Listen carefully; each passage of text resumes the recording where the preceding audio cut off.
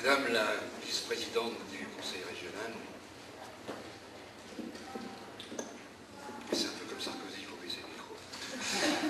Donc je reprends. Madame la vice-présidente du Conseil régional, messieurs les organisateurs de cette manifestation, monsieur le président de l'association des professeurs de physique et de chimie, monsieur le président local de l'association, de cette même association, messieurs des autorités académiques, monsieur Gélin, directeur de l'NS2M, monsieur Van Labeck, directeur de l'IUFM, mesdames, messieurs, mon prédécesseur vient de remercier toutes les institutions qui ont contribué à la réalisation de ce colloque. Il m'appartient maintenant de vous remercier, vous, d'être là.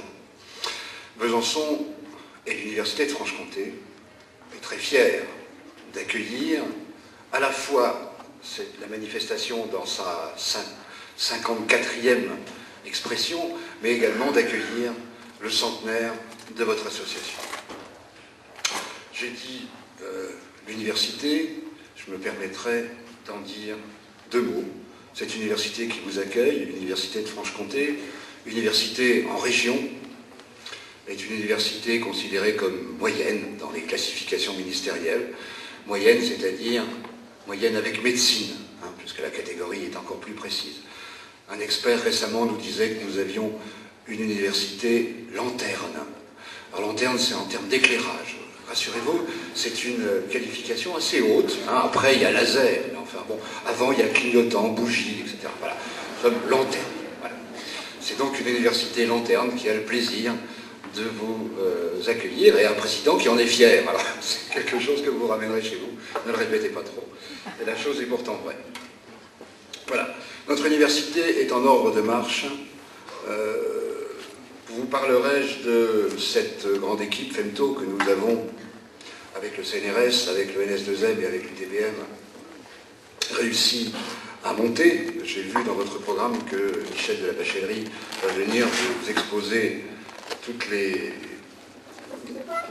départements qui composent cette grande équipe, électronique, mécanique, thermique, optique, sciences et technologies, pour décliner le cycle, ce que l'on oublie de faire assez souvent, et ces 4 départements, dont je ne vous citerai pas la liste, mais il est remarquable que nous ayons réussi à réunir ces 4 équipes au départ, qui maintenant vont s'augmenter encore d'un nouveau laboratoire avec l'entrée du laboratoire d'automatique dans cette équipe. Nous sommes en train également de continuer la structuration de la recherche par association du laboratoire d'astrophysique, du laboratoire de chimie des matériaux avec le laboratoire de physique moléculaire, à l'intérieur d'une entité dont le nom n'est pas tout à fait stabilisé, mais qui devrait s'appeler UTINAM, et qui a quelque chose à voir avec la réunion des sciences fondamentales. Voilà, une université donc qui se structure, qui est en ordre de marche, dans une région marquée par son histoire, l'histoire des microtechniques, l'histoire de la nanotechnologie, avec un pôle de compétitivité microtechnique, je n'oublierai pas de citer pour l'importance qu'il a, avec la perspective devant nous d'une structuration plus forte du transfert de technologie. Toutes ces choses sont des choses auxquelles vous êtes extrêmement associés, là où vous vous situez dans la chaîne institutionnelle. Structurer le transfert de technologie, c'est une grande ambition, c'est de marquer le lien qu'il y a entre notre recherche, qu'elle soit fondamentale ou non d'ailleurs, et le monde économique qui nous entoure. De cette ambition, je fais une des lignes conductrices de la politique de notre université.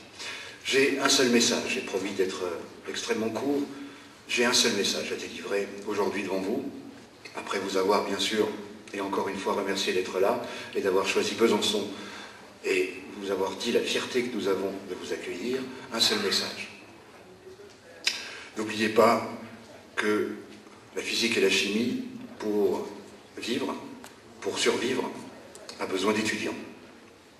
N'oubliez pas que les missions d'université sont de maintenir en vie une recherche de haute qualité. Et pour ça, il nous faut des chercheurs.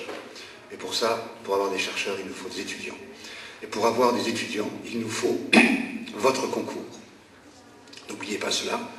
Vous êtes là où vous êtes, les porteurs de votre discipline. Pensez-y.